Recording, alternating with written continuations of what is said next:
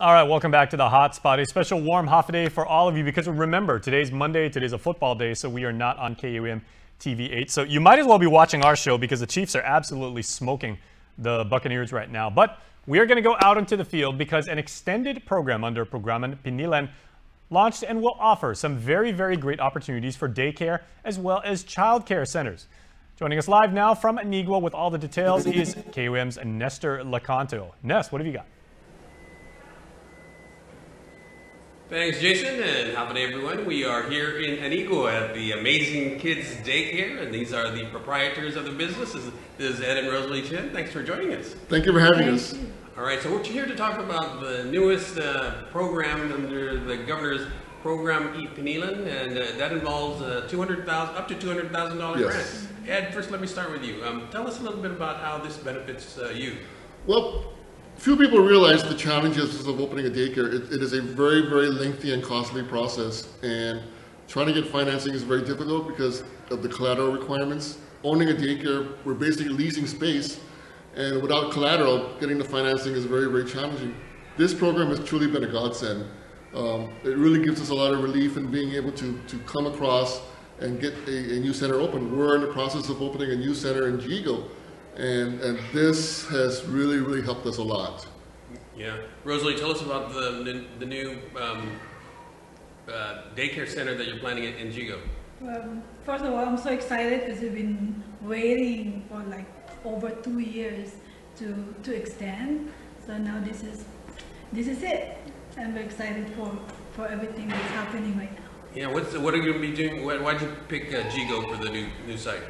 Well, we went through all the area, and then it just happened that Jigo kind of like came to us. Yeah, something like that. And the population is huge over there. Yeah. It's pretty big population there. So. Talk about the demand. I mean, has you seen an increase in the need for daycare centers in Guam? Absolutely. When the first program came out with the expansion of the block grant eligibility, we saw a tremendous increase in the enrollment. And in fact, now I believe about 98% of her current enrollment are block grant recipients. So that shows that the program works. People are actually taking advantage of the program.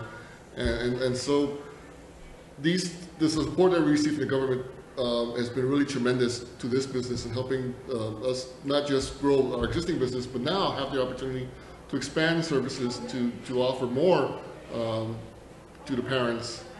Yeah, I think one thing people might not realize is just how important having daycare services is to parents to enable them to to work, right? Especially for mothers. Yeah.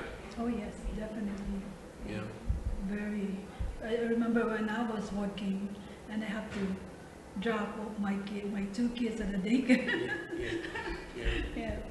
And that's the reason why I'm here operating a daycare, because it just gives me inspiration. Yeah. Tell us a little bit more about Amazing Kids. You take kids from what's the range of? Most of my parents are from the south and here in Antigua. Yeah. I used to have actually one from Jigo, so I believe their work is in Tamuning, their residence in Jigo, and then they drop off the kids here. They said it's because they want the service. So.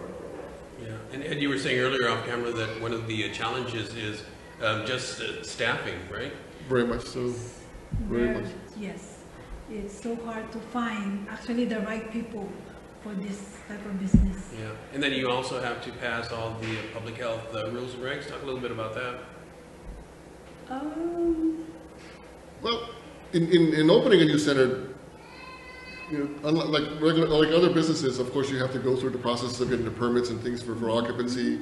With a daycare, you have the addition of the sanitary permit, public health certificates for each of the employees, and on top of that, depending on the level, let's say, for example, for Rosalie as a director, she has to have a degree in early childhood education to be a director. And depending on the level of the instructors, they have to have certain levels of education as well. So those are the basic requirements to work in a daycare. So it's very difficult trying to find people who have those qualifications from the get-go. So we try to look for people who basically want to work in this industry.